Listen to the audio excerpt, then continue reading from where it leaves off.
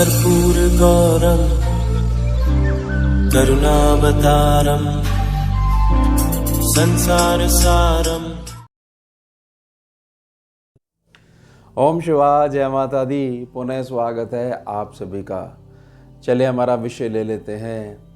अब पीपल का छोटा सा पौधा है, वो आपके घर में कोई भी स्थान है वहाँ पर उगता रहता है और आपको इस बात से बहुत ज़्यादा परेशानी हो रही है कि ये बार बार क्यों उग रहा है, बार बार हम इसको हटाते हैं।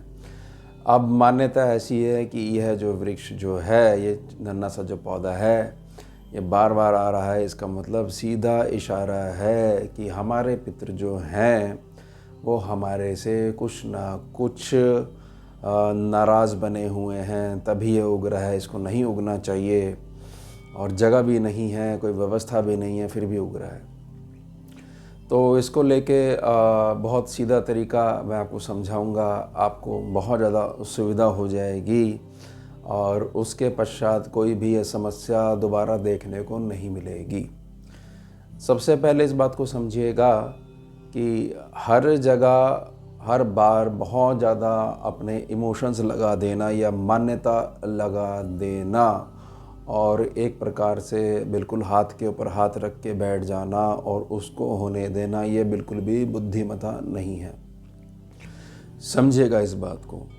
जहाँ पर ये अपराध बोध की जब तक प्रश्न आता है तो एक उन्नत जो वृक्ष है, जब आप उसको काटोगे तो वहाँ पर अपराध जरूर बनेगा, लेकिन जहाँ पर व्यवस्था है ही नहीं, वहाँ पर छोटा सा पौधा है, अगर आप उसको उखाड़ लेते हो तो कोई भी ऐसी व्यवस्था उत्पन्न नहीं होती है। स्कैनिंग के पैनल का अनुभव है, ज़रा भी ऊर्जा चेंज नहीं होती है।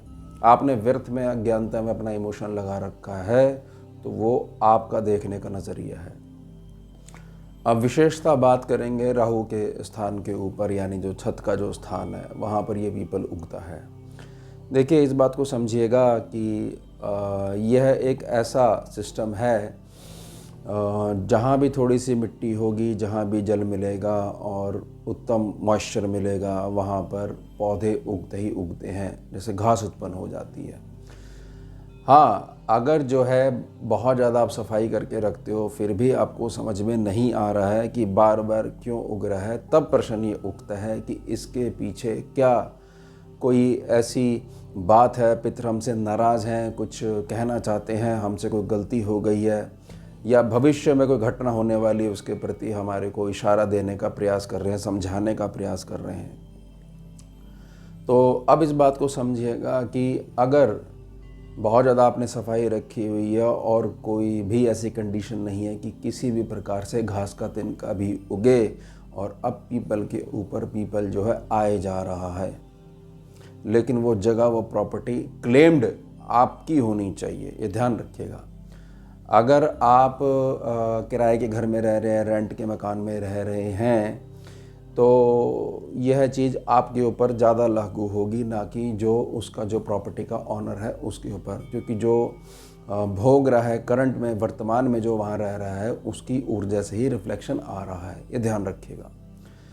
तो अगर मान लीजिए पीपल का पौधा जो है कहीं से आ गया है और आपने ज़्यादा ध्यान नहीं दिया सफाई के दौरान, उसको थोड़ा सा पानी डाल के रखा और निकाल लिया, वहाँ सफाई कर दी, उसके पश्चात नहीं आता है, या कभी सीज़न में कभी उग जाता है, रेनी सीज़न होता है उसमें उग जाता है, सावन का महीना उसमें आ जाता है, तो कोई बहुत ज़्यादा चिंता का विषय नहीं है। लेकिन अगर वो लगातार आप हटाते हो और आता जा रहा है, तब हाँ, तब चिंता की बात है, या ऐसे कहिए तब ध्यान देने योग्य जो है ये विषय बन जाएगा। अगर ये व्यवस्था बार बार ऐसी हो रही है कि पीपल का जो है आना बार बार हो रहा है और विशेषता आपकी छत के ऊपर, तो यह समझ लीजिएगा कि आपके यहाँ के जितने भी पितृ हैं और जितने भी पूर्वज हैं वो बहुत ज़्यादा सक्षम हैं आपको आशीर्वाद देने में, और वो यह प्रार्थना कर रहे हैं कि तुम जो है अपने जीवन को या अपने भविष्य को लेकर जो इतने चिंतित बने हुए हो, एक बार घर के बुज़ुर्गों को पुकार के देखो, घर के बुज़ुर्गों के पास बैठकर देखो, हम तुम्हें आशीर्वाद जब देंगे तुम कहाँ से कहाँ पहुँच जाओगे। तुम व्यर्थ में इधर उधर घूम रहे हो, अपने घर के बुजुर्ग को पूछ नहीं रहे हो। ये हम बार बार इशारा दे रहे हैं कि आप हमारे पास आइए, थोड़ा सा स्थिति को समझने का प्रयास करिए। जिस कुल में आपका जन्म हुआ है, वो जो ब्लड लाइन चलती हुई आ रही है, उसका महत्व समझिए। तो उसमें क्या करना चाहिए, अगर ये घटना आपके यहाँ हो रही है, एक नियम बना लीजिए। क्या नियम बना लीजिए? नियम ये बना लीजिए कि मेरे लिए मेरे घर के बड़े सर्वप्रथम हैं। मैं जो कुछ भी अपने जीवन में नई शुरुआत करूँगा या सोचूंगा, तो मैं सबसे पहले मेरे घर के जितने बुज़ुर्ग हैं, मैं उनको प्रणाम करूँगा, उनसे आशीर्वाद की प्रार्थना करूँगा। और जब भी मुझे प्रसन्नता से भरी हुई खुशखबरी मिलेगी, तब मैं उनके सम्मान में कुछ गुड़ हो गया, रोटियां होगी, मीठी रोटियां होगी तवे वाली, वो ले जाकर उनके सम्मान में गौ माता को अर्पण करूँगा, भारतीय देसी गौ माता को। समझ जाइएगा, बहुत बड़ी मतलब दुविधा से निकल जाओगे आप जीवन की। ये बहुत बार आजमाया वो उपाय है, स्कैनिंग के पैनल का अनुभव है।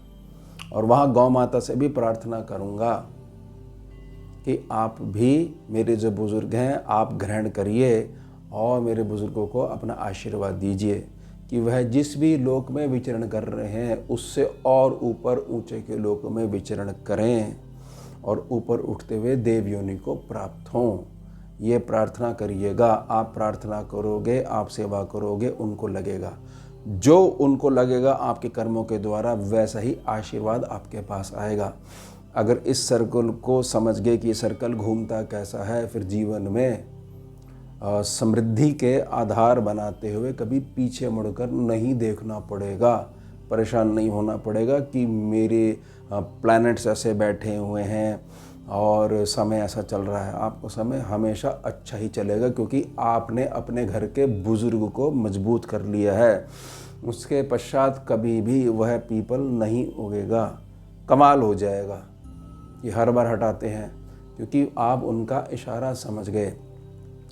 अब जो लोग इस प्रकार का कहते हैं कि सब कुछ ठीक ही है, हमारा जो बुज़ुर्ग है, हमारा पूर्वज है, उसका हम कर देते हैं, तो कर देते हैं। घर के बुज़ुर्ग का ये शब्द जो प्रयोग करते हैं कि हमने किया था, कर देते हैं,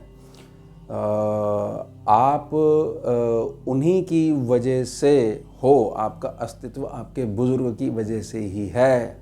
अगर हर क्षण भी धन्यवाद कर रहे हो तो भी वह बहुत थोड़ा है। उस पूजा के आगे, उस भक्ति के आगे, अपने बुजुर्गों के चरणों की सेवा के आगे सब कुछ व्यर्थ है। कितने से कितने बड़े साधक बन जाना, बड़े से बड़े गुरुओं के आश्रम में जाके निवास करने लग जाना, जो आपका घर का बड़ा आपको आशीर्वाद दे सकता है, जो दिल से आपको आशीर्वाद देगा, और वो केवल प्रेम का भूखा होता है और पूछ का भूखा होता है कि मेरे बच्चे मुझे पूछ लें। कैसा भी बुजुर्ग रहा हो, प्रेम से सारी चीज़ें कंट्रोल में लाई जा सकती हैं।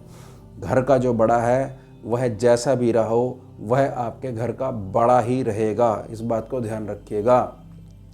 तो कोई इस प्रकार की ये शब्द मत लेके आया करिए कि करा तो था, पितृपक्ष में ब्राह्मण देव को भोजन तो कराया था, वो आपकी जिम्मेदारी है। तो ये एक प्रकार का आप एहसान मत जताइएगा। अगर आप सूर्य देव कितना चमकना चाहते हो, तो वो केवल इसी आधार पर चमकोगे कि आपके बुजुर्ग का आशीर्वाद आपके साथ कितना अधिक समय तक चल पाता है। और यह दवाई ऐसी है, जितनी ज़्यादा आप खाओगे उतना ज़्यादा मजबूत होगे, और इस औषधि का कोई भी साइड इफ़ेक्ट नहीं है। तो ध्यान रखिएगा कि हाँ, अगर लगातार पीपल उगता है तो आपके पितरों तक जो चीज़ पहुंचनी चाहिए, आपके शुभ कर्म, वो नहीं पहुंच रहे हैं। व्यर्थ के चक्रों में पड़े हुए हो। सब कुछ छोड़ते हुए अगर केवल अपने घर के बुजुर्गों के चरण पकड़ लोगे, और ध्यान रखिएगा कि बुजुर्गों को बहुत अच्छा लगता है कि अगर आप अपनी गलतियों की क्षमा उनसे मांगते रहते हो, जाने में अनजाने में। हमारे यहाँ ये संस्कृति है कि घर के बुजुर्ग से हम ऐसे ही बात करते हैं कि अगर कोई गलती हुई हो तो आप क्षमा करिएगा, आशीर्वाद दीजिएगा, ना कि ऐसे छाती जो चौड़ी करके खड़े हो जाओ कि हमने गलती क्या करी है। ध्यान रखिएगा, ये भावनात्मक संस्कार हैं। अगर ये आपकी भावना में आ जाएंगे तो आप ये देखोगे कि कितनी तेज़ी से आपकी प्रोग्रेस हो रही है। फिर निकालते रहना कि कौन सा राजयोग अब बन गया है कुंडली में, कौन सा गोचर में ग्रह आ गया है, 7.5 जा चुकी है, ढैया आ गई है, ढैया जा चुकी है, निकालते रहना। आशीर्वाद घर के बुजुर्ग की प्रसन्नता का आशीर्वाद विधाता की इच्छा के आगे अड़ सकता है। ये निजी अनुभव है, ध्यान रखिएगा। तो मैंने क्या बातें बताई आपको कि घर के बुजुर्ग से एक भावनात्मक आप रिश्ता बना के रखिए। जो कुछ है उन्हें नित्य अर्पण करिए कि आपके आशीर्वाद से ये विचार आए, ये मैं प्रोजेक्ट शुरू करने जा रहा हूँ, आप आशीर्वाद दीजिएगा। उसमें जैसी थोड़ी सी शुभता आए तो तुरंत कुछ ना कुछ दान आपने गौ माता के निमित्त करा।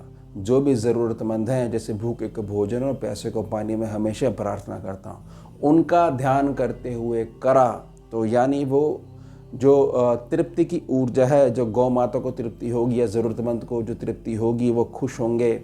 छोटे बच्चों में मीठा बांटोगे तो वह जो प्रसन्नता की ऊर्जा है वह जाके आपके पितरों को और पूर्वजों को जाकर लगेगी, तो वो और ज़्यादा मजबूत होंगे। और वो तो प्रेम के भूखे हैं, वह ये समझ जाएंगे कि अब हमारे बच्चे को समझ में आ गया है कि हमारे जो बुज़ुर्ग हैं वो क्या चाहते हैं। घर से बाहर नहीं जाना पड़ेगा आपको व्यर्थ में। तो ध्यान रखिएगा, ये बहुत ज़्यादा सीरियस मैटर है। बहुत सारे लोग जो हैं एक प्रकार से अपने पितरों से पूर्वजों से पीछा छुड़ाना चाहते हैं।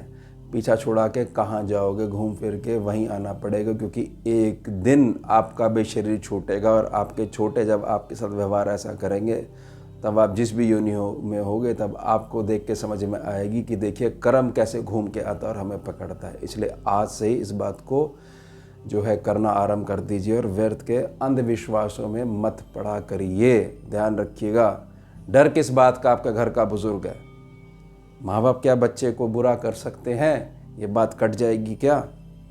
समझ जाइएगा, डर आपके अंदर जो बैठा हुआ या किसी ने आपको डरा दिया है तो आपको उसको तुरंत रोकना पड़ेगा कि नहीं, आप ये कैसे कह सकते हो कि पितृ जो हैं बहुत ज़्यादा बुरा कर रहे हैं और ऐसा हो गया है, ये दोष आ गया। कोई दोष नहीं आ गया, मेरे घर के बड़े हैं, मैं क्षमा मांगूंगा। ये मेरे घर का, परिवार का निजी विषय है, निजी मामला है, हम आपस में निपटा लेंगे।